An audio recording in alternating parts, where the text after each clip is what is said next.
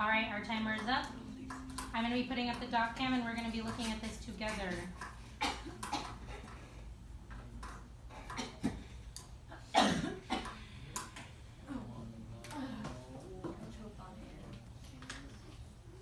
All right, I'm going to be calling on folks to read out this paragraph, and then I'm going to be asking people to share out, and so we can label together the different parts.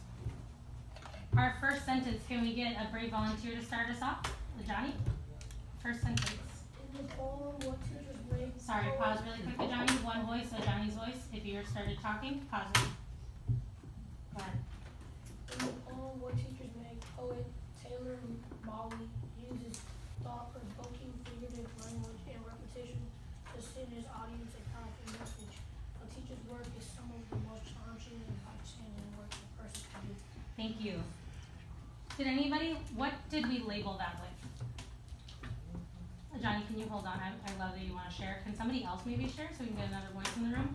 What did we label that first sentence as for parts of T-Bear? Benny Joe. Topic sentence. Why topic sentence?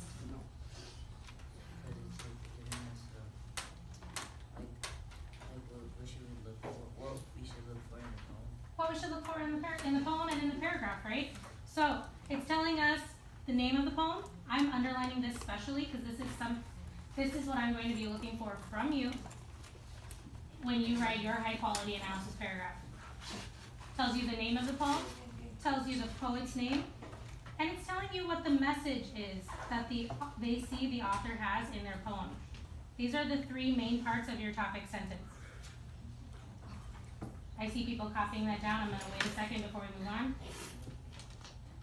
Gentlemen, make sure we're copying it down, okay? Josiah, put it away. Put it away. All right, next sentence. Meat Guy, would you please be our brave volunteer and read the second sentence, a strong example. A strong example of thought-provoking figurative language occurs when Molly describes some of the actions he takes in his classroom.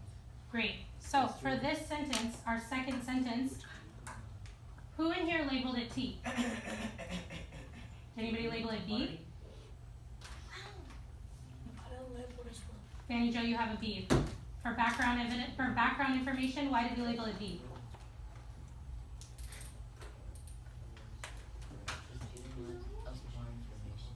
Giving us more information. More information about what exactly? The actions he takes in his classroom. Anybody else want to add on to that? What is the background information telling us? We used background information when we wrote our 5-paragraph essays, right? What is background information used to do? To give insight? To give insight specifically to the evidence that's going to come. Josiah, you can put it on the desk if it's going to be a distraction, okay? So, I'm going to do exactly what I did with the first one. Oh, I didn't do with the first one. I'm going to label that first sentence T, and right beside here, I'm going to put a B for background. It's telling us more about what is going to come in the evidence that the author or the writer is going to use about Taylor Molly. Next sentence. Can I get Ulysses? Would you please read, starting at Molly writes. Can you read that next sentence? One voice, Ulysses. Go. Where it says Molly writes. Molly writes, I could make his blood feel like a Congressional Medal of Honor, and an A- feel like a slap in the face. Thank you.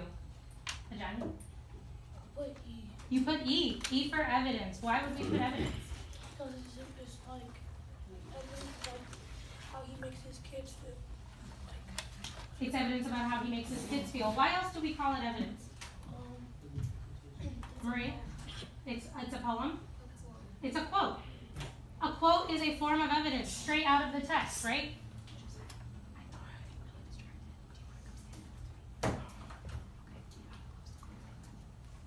All right, evidence is an example of something that's straight out of the text that you're referencing.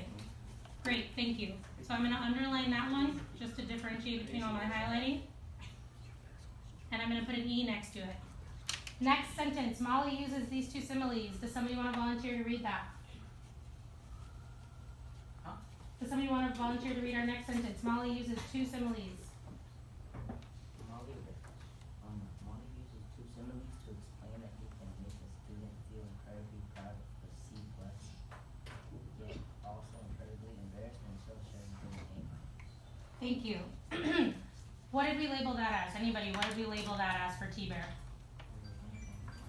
I hear it, I heard somebody say it. What did we label that paragraph, that sentence as? A. A. Why A? Oh, A. It is A. Why is it I A? said it's called A because I put EA. E. Oh, because it's E, because it says explanation analysis? Yeah.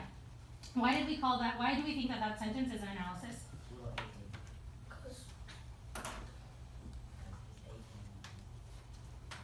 Because it explains like what Molly meant about like how he makes a C+ feel like a Congressional Medal of Honor and how he makes an A- feel like a slap in the face. Like it explains like what he meant by that. It's the writer taking on the authority to say, like, actually I'm gonna explain to you what Molly means by this in his poem. What does the evidence actually mean? Why am I using it? So, our next sentence here, Molly uses these two similes that Yvonne read for us. I'm gonna be underlining that and putting an A next to it. Let's read our next sentence. What he means by this is that. Hyro, can I get you to jump in? What he means by this is that. What he means by this is that What he means by this is that as a teacher, he is constantly paying attention to what his students' best work is and will only praise students who truly work their hardest and give their absolute best. Thank you. So this next sentence is actually a continuation of the writer's analysis. You'll notice this is two sentences, which is longer than our other sections are, because the writer is making sure they're taking extra care to explain and analyze the evidence. So I'm gonna put A and just like kind of put a little like line around it so we know it's both of those. Our next sentence, a clear example of repetition is, Darius, would you mind jumping in for us, please? A clear example of repetition is. A clear example of repetition is how Molly. Molly repeats the phrase, I make out through the poem partly